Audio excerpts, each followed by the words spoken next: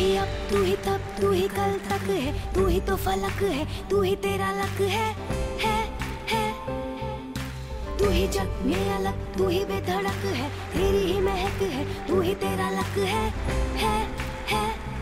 इस पल में जियो, वक्त को जाने ना तो, अब दिल में जो आग है उसे बढ़ जाने दो। तेरी शान की पहचान हो, कुछ ऐसा कर दिखाना कि नाना लेगा ये जमाना, तेरा नाम लेगा ये जमाना।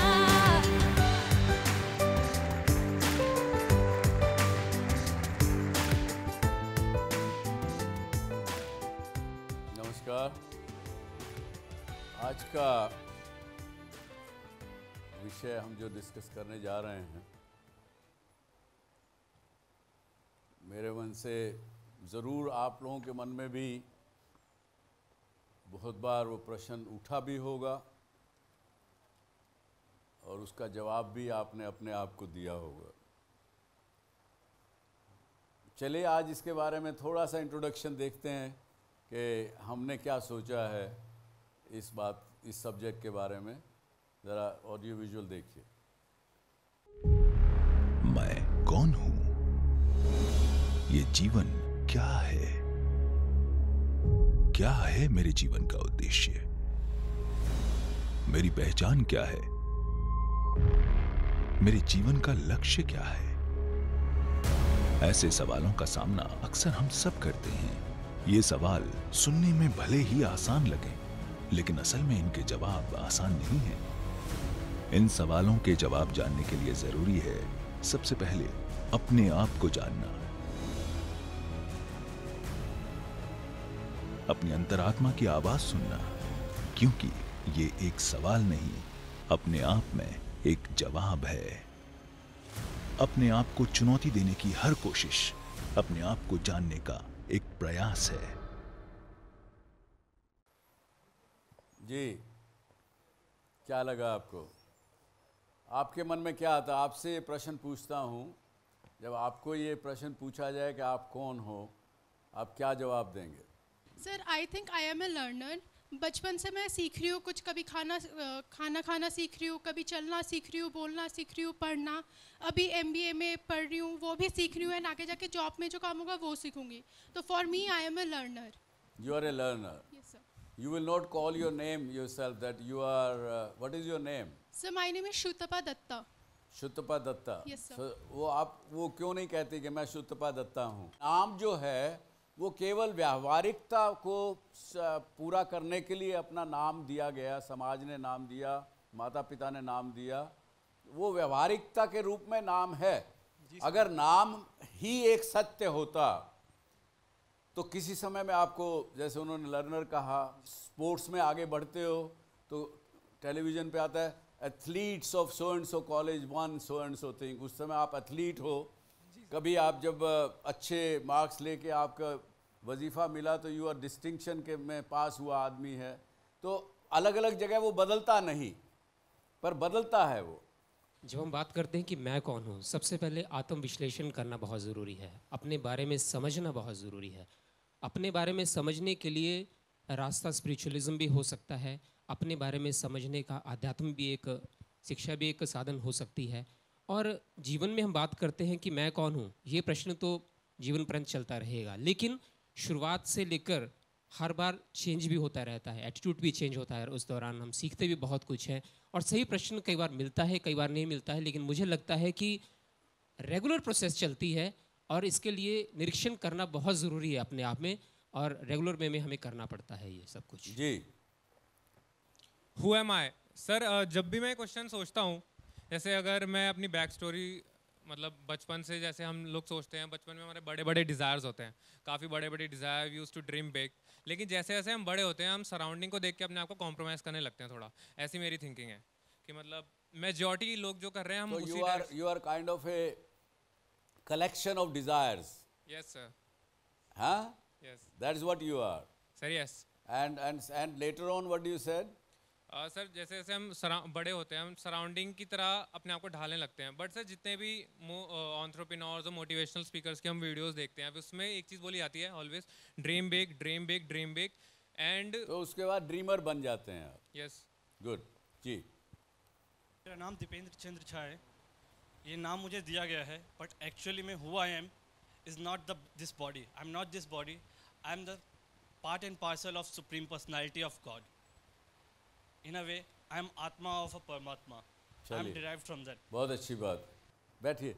अच्छा, सो अब एक बार राजा जनक को जब वो एकदम लड़ाई लड़ने के लिए गए, वहाँ पे बुरी तरह से हार गए, जख्मी हो गए, मरने की स्थिति में पहुँच गए, तभी उनकी आँख खुली।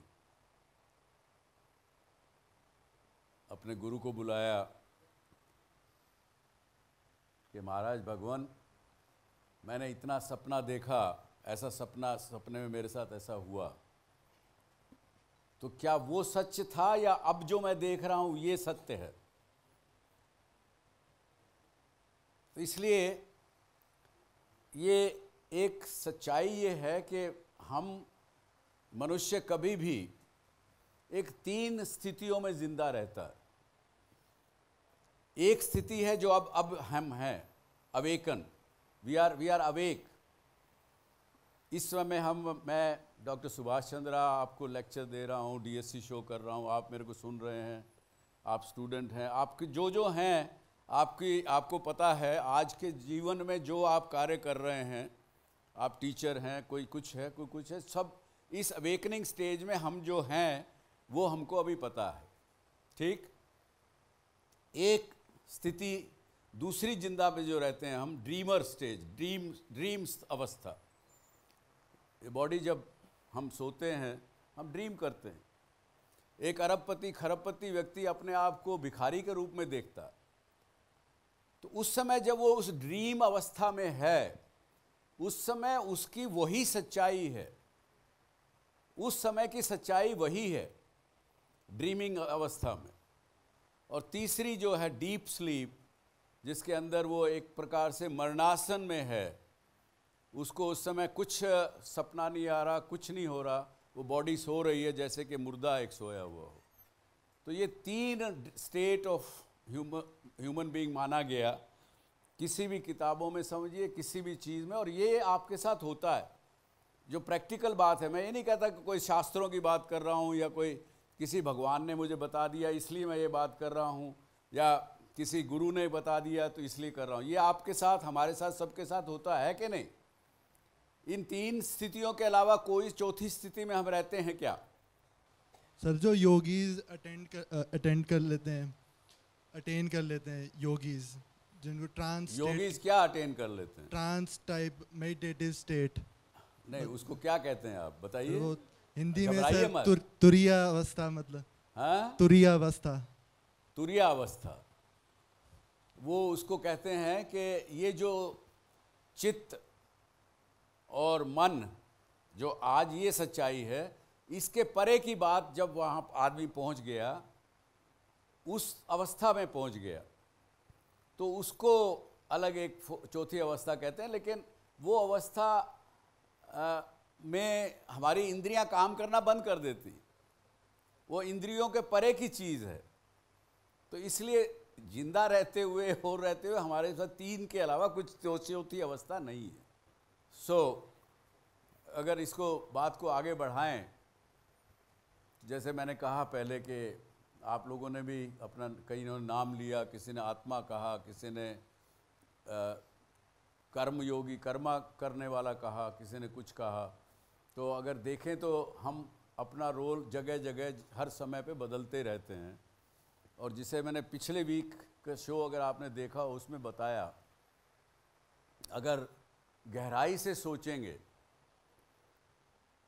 तो जो विचार, किसको दर्द होता है जब शरीर में दर्द होता है, किसी प्रकार का भी दर्द हो, चाहे सूजन हो, किसी बहुत दौड़ के आए हों, रात को नींद नहीं आई, उस दिन काम कर रहे हैं तो शरीर दर्द करने लगता है। तो उस दर्द को कौन महसूस करता है? मैं महसूस करता हूँ। वो मैं कौन है जी? वो मैं कौन है? मैं वो अगेन घूम के वहीं आ गए हम। चलिए बताइए। Mind in our body. हाँ, mind in body, our mind in the body feels that pain. लेकिन ऐसे ही जो 6 इंद्रियां हमारी हैं, टच पॉइंट की 6 जो द्वार हैं, जो वो सब जो चीज़ें हैं, उन पर जो जो चीज़ें होती हैं उस पर जो रिएक्शन हम करते हैं, वो एक्चुअली जो विज्ञान जो जागता है, जो उसको बात को सुन के उसको कहता है कि कुछ आया, वो विज्ञान आपका जो है वो एक मैं का रूप है।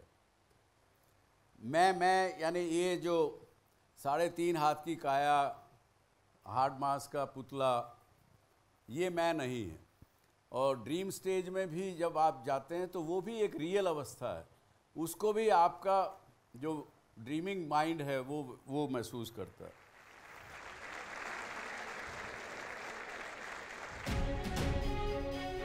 ये आपके मन में विचार कब से आया, कैसे आया कि you became no honking man of India? मैंने ऐसे रियलाइज किया कि हमारे देश में जो हॉन्किंग की डेफिनेशन है वो बिल्कुल खराब हो चुकी है।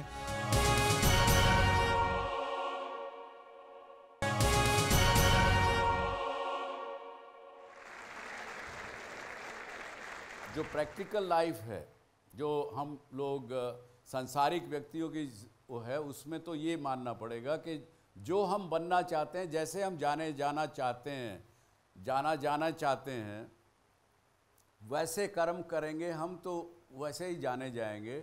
और उसके लिए हमको अपना लक्ष्य निर्धारित तय करना पड़ेगा और उस पर काम करते रहना पड़ेगा। तो कर्म भी बीच में आ गया, आपकी चॉइसेस भी बीच में आ गई, और जितनी और बातें आप लोगों ने अलग अलग जगह से अलग अलग तरह से कही, वो सब उसके अंदर समाहित हो जाती है।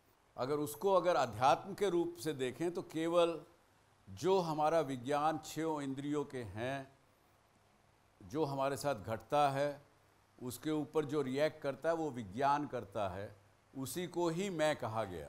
जहाँ आप अच्छे कर्म करने लगते हैं, कुछ लोगों को देने की भावना रखने लगते हैं, जहाँ आपके मन में करुणा जागती है, जहाँ जैसे पिछले हफ्ते आपने देखा होगा शो में, एक गुप्ता जी पुराने 85 वर्ष के पुराने बुज़ुर्ग गरीबों को ऑल इंडिया मेडिकल इंस्टीट्यूट के सामने सामान बांटते हैं, खाना देते हैं, सब करते हैं। जब उनकी वो भावना में चले गए तो उनका मैं मेरा ख़त्म हो गया। ये मुझे लगता है कि ऐसे आदमियों का, ऐसे व्यक्तियों का उसमें चेंज हो जाता है।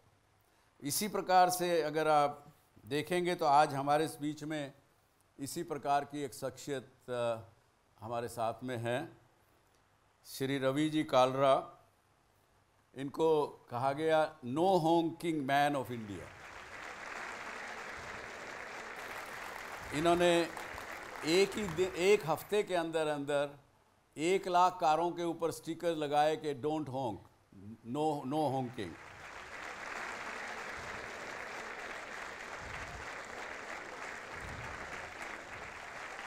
इससे पहले अभी ज़रा देखें एक ऑडियो विजुअल जो है, इन्होंने कैसे ये शुरू किया। मेहनत इतनी खामोशी से करो कि सफलता शोर मचा दे। रवि कालरा, वो शख्स जिन्हें लोग no honking man of India के नाम से भी जानते हैं।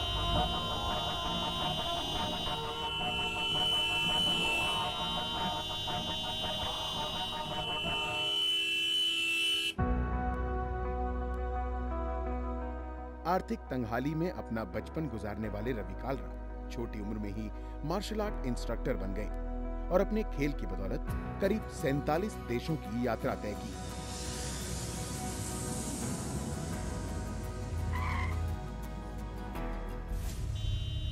दूसरे देशों से तुलना करने पर रवि को महसूस हुआ कि कैसे ध्वनि प्रदूषण भारत के लिए एक बड़ी चुनौती बनता जा रहा है। भगवान जी के आशीर्वाद से मेरे को अराउंड 47 कंट्रीज़ ट्रैवल करने का सौभाग्य प्राप्त हुआ। तो मैं जिस भी वेस्टर्न कंट्री में गया, मैंने वहाँ कभी हॉर्न बजते नहीं देखे। उल्टा वहाँ तो क्राइम की तरह इसको देखा जाता है, हॉर्न बजाने को। तो मैं बहुत परेशान रहता था कि हमारी कंट्री में इस हॉर्न को इतना मिसयूज़ क्यों किया जाता है। तो मैंने फिर प्रण ले लिया, इसमें लोगों को एजुकेट करने की कोशिश करता हूँ। तो सन 2008 से ये नेवर एंडिंग अभियान हमारा चल रहा है। रवि कालरा ने नॉइज पोल्यूशन को जड़ से मिटाने का बीड़ा उठाया और वो इसके खिलाफ अब एक मुहिम चला रहे हैं। इसलिए मैंने काफ़ी स्लोगन्स लिखे, गाड़ियों के पीछे बैक बम्पर्स पर स्टिकर्स लगाने शुरू किए। एक स्टिकर पर मैंने लिखा डू नॉट हॉन्क, और कई जगह लिखा do not honk if you love peace. कई जगह लिखा कि dear uncle can't you drive without honking, ताकि किसी तरीके लोग मान जाएं कि बिना वजह से हॉर्न नहीं बजाना है हमें। आप जानते हैं कि देश का विकास तब तक मुमकिन नहीं है जब तक देश के सामने चुनौती बनकर खड़ी मुश्किलों से लड़ा नहीं जाता। आप अपने मकसद को अपनी दिशा बनाकर आगे बढ़ते चले जा रहे हैं ताकि देश विकसित होने के साथ साथ खुशहाल और समृद्ध भी हो सके।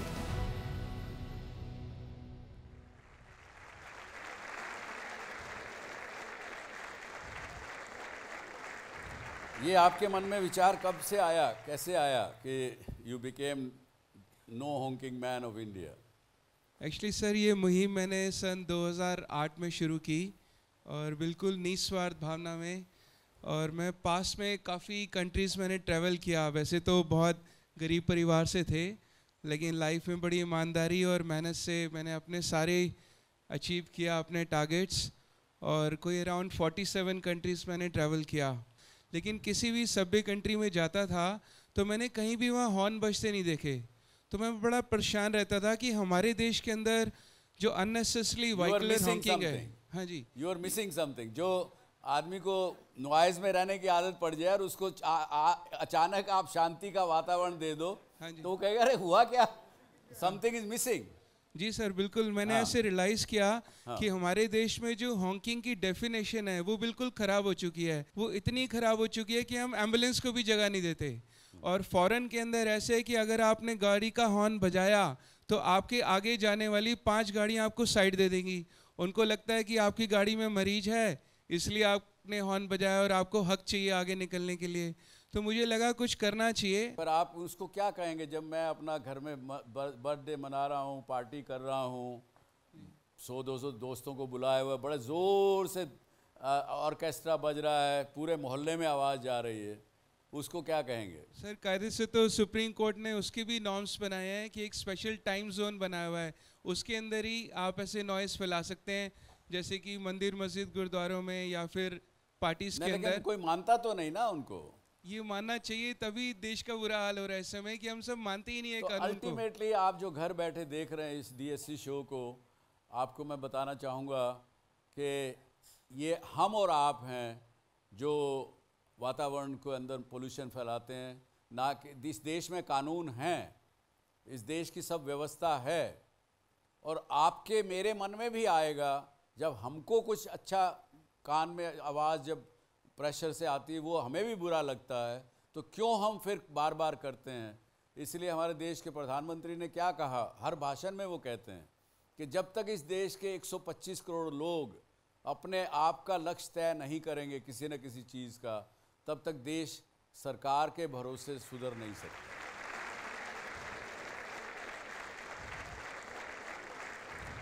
आप क्या कालरा जी से क्या सवाल पूछना चाहेंगे? सर, आपका ये काम सुन के बड़ा अच्छा लगा, हम जैसे यूथ को प्रेरणा मिली, लेकिन आपको ये सब करने के लिए आपके पास फाइनेंस वगैरह कहाँ से आता है बेसिकली? वैसे तो आपने सबसे मुश्किल प्रश्न पूछ लिया, लेकिन हाँ, इस बात का आंसर ये है कि जो हमारे साथ हो रहा है कि अगर आप निष्काम भावना से ईश्वर को समर्पित अगर सेवा करेंगे तो नेचुरल फोर्सेस आपको स्ट्रेंथ करेंगी। वही स्ट्रेंथ हमारे साथ भी है। हमारे पास हमारी संस्था जो है वो सरकार से मान्यता प्राप्त है, लेकिन आपको जान के दुख लगेगा, अनफॉर्चुनेटली आज तक कभी कोई गवर्नमेंट पैसे नहीं मिले, और उसके बावजूद भी इतना खर्चा है, हर रोज़ का खर्चा लाखों में है। लेकिन अगर आप निष्काम सेवा करेंगे तो अपने आप लोग आके हेल्प करते हैं। तो ऐसे ही हमारे साथ भी है, कुछ लोगों ने मंथली प्लेज कर दिया, उससे सेवा चलती रहती है और दिन रात हम लगे रहते हैं। काम करने की नीयत अच्छी हो तो धन की और रिसोर्सेज की कमी नहीं रहती। इस बात का बड़ा उदाहरण कालरा जी तो हैं ही हैं, आपकी ये संस्था भी है। ये सब करने पर आपको कुछ और ज़्यादा अंदर से महसूस हुआ कि आप कौन हैं? जी बिल्कुल, काफ़ी कुछ समझ में आया, सीखने को मिला। यही समझ में आया कि हम सब भी ईश्वर के भेजे हुए दूत हैं, क्योंकि अगर आप कंपैरिजन देखें, जो मानव का ब्रेन है वो किसी भी प्राणी से मैच नहीं खाता है, वो सबसे अल्टीमेट है।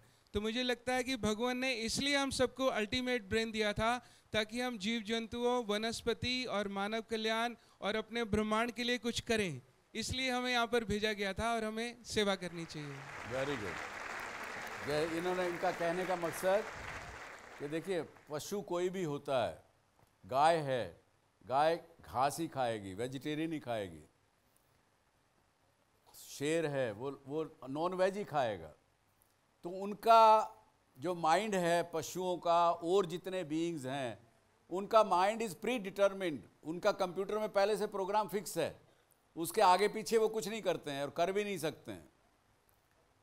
लेकिन ये मनुष्य का ही माइंड है जो एक सोच सकता है, अच्छे भले की जान पहचान कर सकता है, उस पर अमल कर सकता है, उसमें करुणा भी जग सकती है, उसमें घृणा भी जगती है, दोनों जगती है। जो दर्शक मेरे घर पे बैठे हैं, इस शो को देख रहे हैं, उनसे क्या कहना चाहेंगे? मैं तो हाथ जोड़ के यही निवेदन करना चाहता हूँ कि हम सबको सेवा करनी चाहिए। इससे आपकी बहुत पॉजिटिव एनर्जी होएगी, आपके दुख दर्द दूर हो जाएंगे, आपको नींद भी बहुत अच्छी आएगी, आपके दुश्मन भी आपसे दूर बन जाएंगे, और जो भी आपके काम नहीं बनते हैं वो भी बनने लग जाएंगे। आपकी भगवान जी से कनेक्टिविटी भी हो जाएगी, और सेवा का रास्ता ही आपको मोक्ष की तरफ लेके जाता है। बहुत अच्छे, बहुत। कालरा साहब, बहुत बहुत धन्यवाद मेरे शो पर आने के लिए। Thank you very much.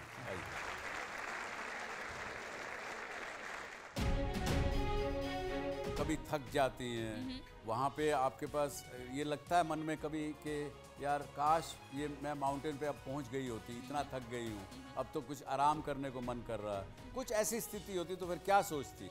वो जो एक एक्साइटमेंट और एक जो इच्छा शक्ति होती है ना कि मुझे जाके ऊपर अपने तिरंगे को लहराना है, वो एक इतनी स्ट्रॉन्ग इच्छा शक्ति होती है। तो ये सब जो डिफ़िकल्टीज आप फेस करते हो वो इतनी कुछ बड़ी लगती नहीं है।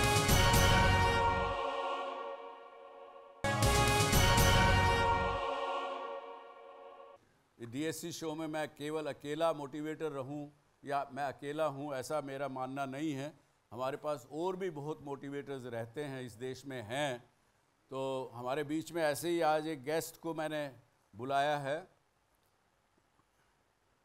तो इनका साची सोनी जी एक माउंटेनियर हैं, ये वो हमारे बीच में हैं। मैं उनको बुलाना चाहूँगा यहाँ आपसे बात करने के लिए। स्वागत है साची जी, वेलकम। साची जी, आपने you are first from the country to reach Mount Elbrus, climbed Australia's 10 highest peaks, North America's highest peaks, -40 degrees में, and pulled 16 kg of weight for 22 days. Can you look, does she look like that? I don't think she look like that to me. Where do you get this energy from? So everything is mind actually, you know. So everything is mind. Yeah, everything is in your head. Yeah, so you have to believe yourself that yes, you're capable of doing that. And I think also apart from that, you have to do a lot of hard work. So which you obviously cannot escape. Hard work से, परिश्रम से आप कभी भाग नहीं सकते अगर आपको better results चाहिए तो. चलिए आपके प्रश्न साची से. My question was कि how do you get motivated to like this is a very tough task you have to do, climbing mountains in such low temperatures. So how do you get motivated from your family or friends or so? Well, I really think when you talk about motivation, first of all, if you're doing something that you love, motivation अपने आप आ जाएगा. Secondly, I really think family and the society, they play very important role because अगर family का support and strength होता है तो आप automatically mind में कहीं ना कहीं सोचते हो. बिकॉज जब मैं पहाड़ चढ़ती हूँ तो ऐसा भी होता है एक महीने तक मैं अपनी मम्मी से बात नहीं कर पाती हूँ, पापा से बात नहीं कर पाती हूँ. तो मम्मी ज़रूर चिंता में रहती है क्योंकि आजकल इतने एवलांच एंड अर्थक्वेक्स वगैरह आ रहे हैं.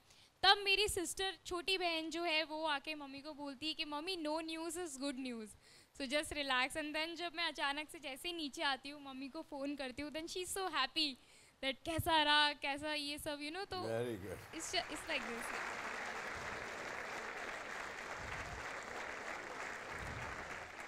Ma'am, my question is that you said right now everything is mind. Yeah. So एक लाइन मैंने पढ़ी थी, to change your life you must change yourself first. तो practical level में what are the real steps and what are the challenges you faced? Well, ये चीज़ तो बिल्कुल सही है. देखो, अगर ऐसे भी कितने लोग होते हैं जो सोचते हैं मैं देश बदल दूंगा, ये बदल दूंगा. मुझे लगता है सबसे पहला बदलाव ना हमारे घर से शुरू होता है. चाहे वो इक्वालिटी हो, जेंडर इक्वालिटी हो, चाहे कुछ भी हो. अगर आप अपना आसपास का इन्वायरमेंट सही कर सकते हो तब आप बड़े लेवल पे सोच सकते हो. बिकॉज आपको जब आप चैलेंजेस फेस करोगे धीरे धीरे लाइफ में, देन यू विल लर्न यार actually failures are inevitable in life. वो आएंगे, you can not stop them. But जो सबसे ज़्यादा लर्निंग आपको मिलेगी वो आपके फेलियर्स से मिलेगी, more than your success. So challenges that I faced were obviously before any climb. Like now I'm headed 7,000 metre की माउंट सतोपंथ क्लाइंब करने जा रही हूँ जो गढ़वाल हिमालयाज़ में है. It's one of the most technical peaks in the Himalayas. तो उसके लिए I have to prepare, train myself. Now I'm in MA final year. I'm also working. I also have to dedicate 3 hours every day for my training, which is 10 kilometers running, swimming. Because कुछ भी पाने के लिए ना there has to be a plan that you have to follow and also discipline. Discipline in life is must. ऐसे नहीं होता है यार आज मिस कर दिया, वो मिस कर दिया. जब मतलब स्वामी विवेकानंदा की मैंने बहुत किताबें पढ़ी है और उनका एक कोट आप लोगों से शेयर करना चाहूँगी. जब आप कोई एक एम अपनी लाइफ में ले लेते हो ना तो dedicate everything to that, every nerve, mind, body, everything to that. And देखना आप, बहुत अच्छी बात है, बहुत अच्छी बात. ऐसी कोई चीज़ नहीं होगी जो इम्पॉसिबल लगेगी आपको लाइफ में.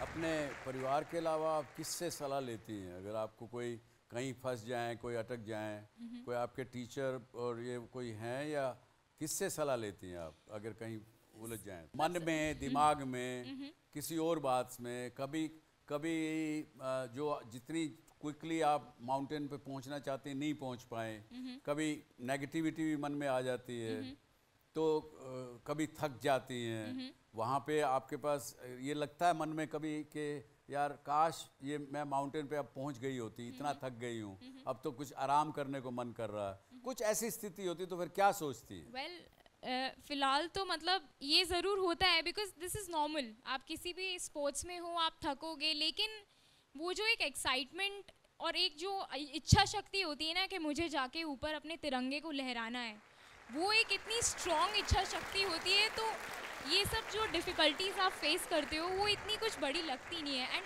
एक्चुअली पता है मैं एक ऐसी तरीके की कैरेक्टर बन चुकी हूँ कि मुझे ना बिना डिफ़िकल्टीज़ के कुछ अब इंजॉय नहीं आता है. अरे वाह, तो आई बहुत रियली अच्छी लाइक बात. डिफ़िकल्टीज़.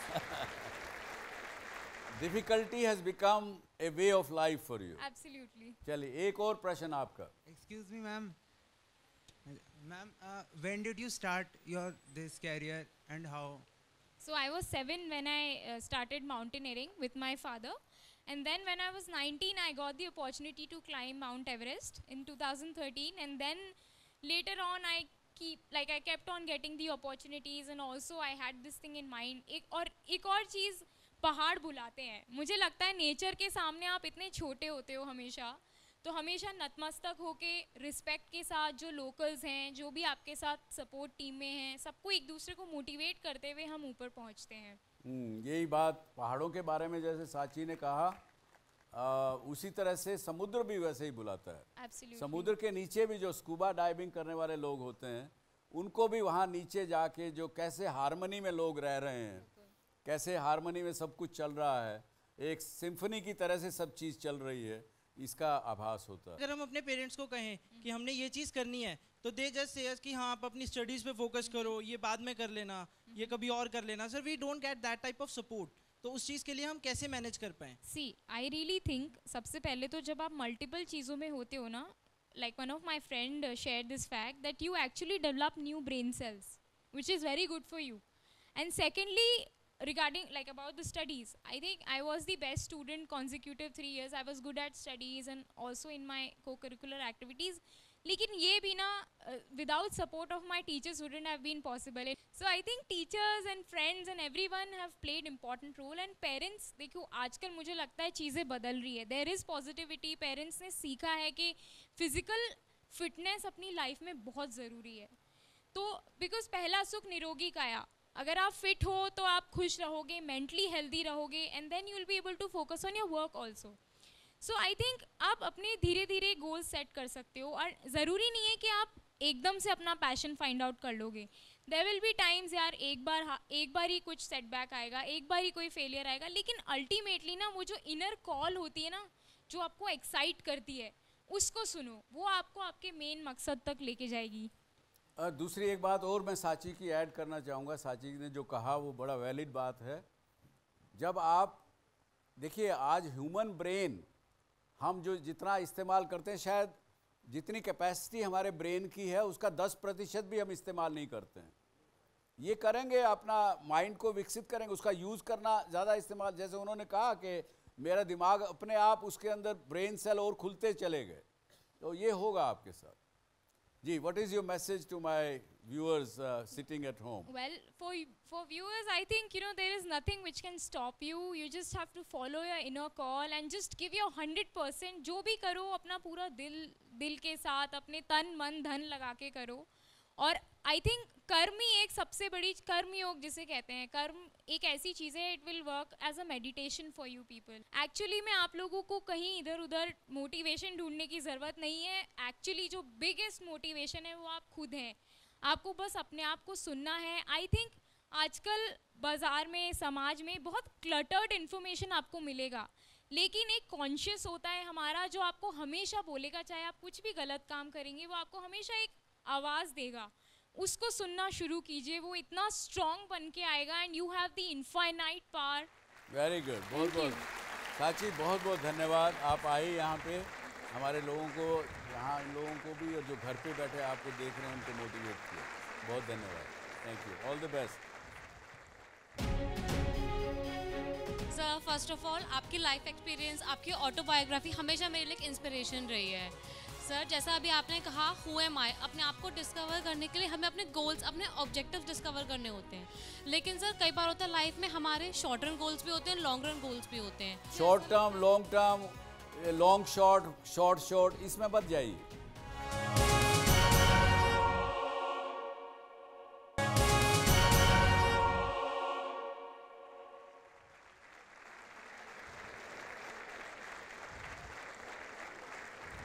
आज की क्या लर्निंग हमारी, कौन बताना चाहेंगे? सर, शो के स्टार्टिंग में आपने जैसे बोला कि बहुत वास्ट कॉन्सेप्ट है, आप क्लियर नहीं हो कि आप कभी माँ हो, कभी आप बहू हो, कभी आप बेटा हो, कभी आप एक देशभक्त हो. सर, मैं यहाँ बैठ के इतनी देर से ये सोच रहा था कि आखिर कहाँ से हम शुरुआत करें. हम अपने बचपन से शुरुआत करें कि मैं कौन हूँ. आपने पिछले शो में कहा था कि अपने प्रेजेंट से सीखो, तो सर क्या मैं प्रेजेंट से स्टार्ट करूं कि मैं कौन हूं, या फिर सर मैं अपने फ्यूचर को देख के सोचूं कि मैं क्या बन सकता हूं. तो सर इसके बारे में मैं क्लियर नहीं हूं सर, इससे आपसे. बड़ा अच्छा प्रश्न है आपका. Very good. जैसा मैंने पहले कहा आपको, पहले तो आप क्या बनना चाहते हैं, कैसे आप अपने आप को जाना लोगों को जनाना चाहते हैं, वो तय करिए और उसके लिए काम करना शुरू करिए. और काम करना कहाँ से? By living in the present. आप इस समय में क्या हो? इस समय में you are a learner. That is what you are. जब क्वेश्चन पूछेंगे ना, who am I am a learner at this moment. This is the fact of this moment. Okay, then अभी यहाँ से निकल के जाएंगे, you are playing a game. You please concentrate in that. At that time you are A sportsman. You should remind yourself that at the moment मेरा धर्म जो है इस समय गेम खेलना है, इस गेम के प्रति श्रद्धा रख के काम करना है.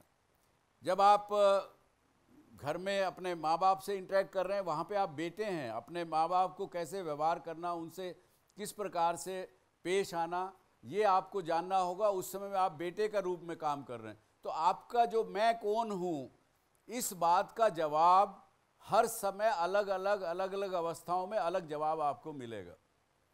लेकिन प्रेजेंट में रहना आपको सीखना पड़ेगा. इस समय में मैं क्या हूँ, उससे आगे ढूंढने का प्रयास मत करिए. उससे आगे ढूंढने की बात करेंगे तो अध्यात्म की बात में चले जाएंगे.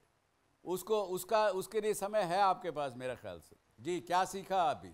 अगर हम 10 जने भी इकट्ठे हो जाते हैं, लाइक सोसाइटी का डेवलपमेंट जो नहीं हो रहा है, पॉवर्टी हम लोग कहते रहते हैं, बट पॉवर्टी रिजॉल्व करना इतना भी बड़ा टास्क नहीं अगर हम लोग खुद भी इनिशिएटिव ले लें। I agree with you, I agree. अगर एक बच्चे को आप सिखा देंगे एक काम करना तो वो सीख गया और वो बेचना, उसको मोटिवेशन फिर मिलती रहेगी, वो दोबारा भीख मांगने नहीं जाएगा। Absolutely. ये चीज़ मैं शेयर करना चाहता हूँ। I agree with you, I agree with 100%। साधुवाद आपको बहुत बहुत। सर फर्स्ट ऑफ ऑल आपकी लाइफ एक्सपीरियंस, आपकी ऑटोबायोग्राफी हमेशा मेरे लिए इंस्पिरेशन रही है। सर जैसा अभी आपने कहा हु एम आई, अपने आप को डिस्कवर करने के लिए हमें अपने गोल्स, अपने ऑब्जेक्टिव्स डिस्कवर करने होते हैं।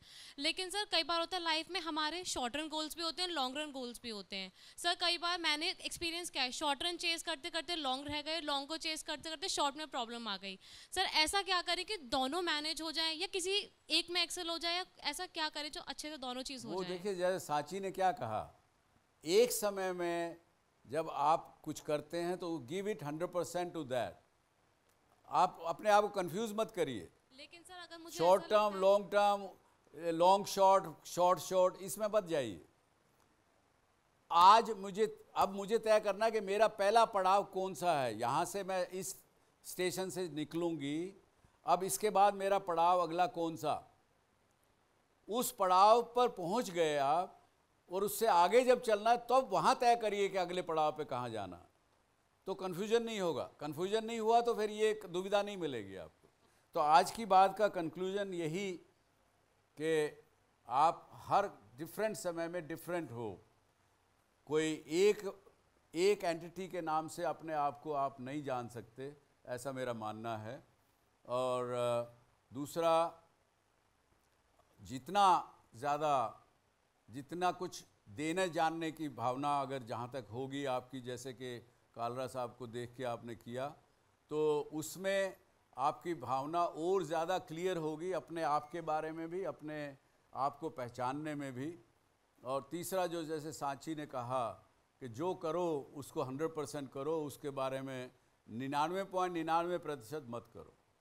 तो ये आज का कंक्लूजन है। और जो कुछ है वो आपके पास अपने अंदर है, कोई बाहर सॉल्यूशन मत ढूंढिए, अपने अंदर ढूंढिए। आपके पास सब कुछ सॉल्यूशन आपको अपने अंदर मिलेगा, उसमें आपको पता लगता रहेगा। बुलाना चाहूँगा ये Nand Kishore ji Garg, chairperson of this university, to say few words to my audiences and to all of you as well. सहज बनो, सरल बनो, सीखने की इच्छा रखो, रास्ते अपने आप खुलते चले जाएंगे। और इसके 2 उदाहरण अभी आपने देखे, और तीसरे स्वयं भाई सुभाष जी हैं। तो आप, मैं समझता हूँ कि जीवन में कोई न कोई रोल मॉडल होना चाहिए। पहले होते थे, हम जब पढ़ते थे स्कूलों में, पिछले 20 साल में रोल मॉडल केवल शाहरुख खान और ये खान और वो खान हो गए, और बाकी सबको हमने भुला दिया। मैं समझता हूँ कि एक बहुत मीडिया के माध्यम से संस्कारों को जीवित करना, और कैसे आज इस एक शो में मैंने देखा सुभाष जी एक बुजुर्ग के पैर छू रहे थे। तो ये जो संस्कार फिर से जागृत हो जाए इस शो के माध्यम से, मैं भगवान से प्रार्थना करता हूँ कि सुभाष जी को अधिक शक्ति दें, अधिक सामर्थ्य दें कि 700 करोड़ लोगों का, जैसे भी पता है 7.6 इनकी रीच तो सब तक हो सकती है, उन सब तक रीच हो, और ये पूरा विश्व एक ऐसा परिवार की तरह बन जाए। वसुदेव कुटुंबकम की जो हमारी धारणा है वो पूरी हो। मैं पुनः अपने सारे महाराजा अग्रसेन परिवार की ओर से, क्योंकि वो भी उसके हिस्से हैं, परंतु फिर भी पूरी टीम को बहुत बहुत धन्यवाद करता हूँ। जय हिंद। चलिए, इसके साथ ही आप सबको बहुत बहुत धन्यवाद। अगर आप भी डॉक्टर सुभाष चंद्रा शो में भाग लेना चाहते हैं या कोई सवाल पूछना चाहते हैं तो हमें ईमेल करें। हमारा ईमेल आईडी है dsc@zmedia.slgroup.com, या आप अपने सवाल हमें SMS भी कर सकते हैं। बस टाइप कीजिए DSC स्पेस अपना सवाल और भेज दीजिए 57575 पर।